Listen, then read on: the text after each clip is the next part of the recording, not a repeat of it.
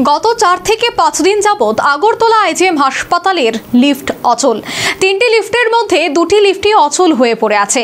একটি লিফট দিয়ে চলছে 7 তলা পর্যন্ত রোগী থেকে শুরু করে ডাক্তার, নার্স সহ শতাধিক লোকের যাতায়াত। ফলে যে কোনো সময় আরো বড় ধরনের বিপত্তির আশঙ্কা দেখা দিয়েছে।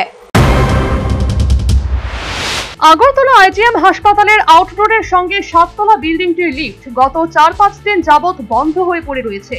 এই বিল্ডিংটিতে মাত্র 3টি বড় লিফট রয়েছে। এই লিফটগুলি দিয়েই গোটা 7 তলা বিল্ডিংটিতে রোগী সহ চিকিৎসক, নার্স ও সাধারণ মানুষ মিলিয়ে প্রতিদিন প্রায় কয়েক হাজার লোক এক নিচতলা থেকে উপরতলা যাতায়াত করেন। 2টি লিফট বন্ধ থাকার কারণে মাত্র একটি লিফটের মাধ্যমে যাতায়াত চলছে। ফলে অবশিষ্ট একটি লিফটের উপর বাড়ছে কাজের চাপ, সঙ্গে বাড়ছে দুর্ঘটনার আশঙ্কা। কারণ 2টি লিফট বন্ধ থাকার কারণে অবশিষ্ট একটি লিফটে ক্ষমতার বেশি লোকজন যাতায়াত করছে। একই সঙ্গে যাতায়াত করছেন রোগীরা।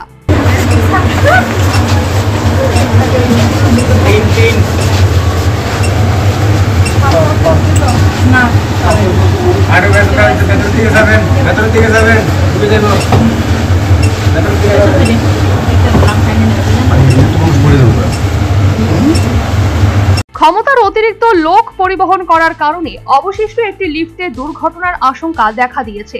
কারণ প্রতিদিন প্রায় প্রত্যেকবার ক্ষমতার বেশি লোক নিয়ে ওঠানামা করছে একমাত্র লিফটটি। এদিকে এই লিফটগুলির সারাই করা নিয়ে কর্তৃপক্ষের তেমন কোনো উদ্যোগ নেই। এ বিষয়ে কোনো মন্তব্য করতে নারাজ দায়িত্বপ্রাপ্ত কোনো আধিকারিক। Bureau report, news vanguard.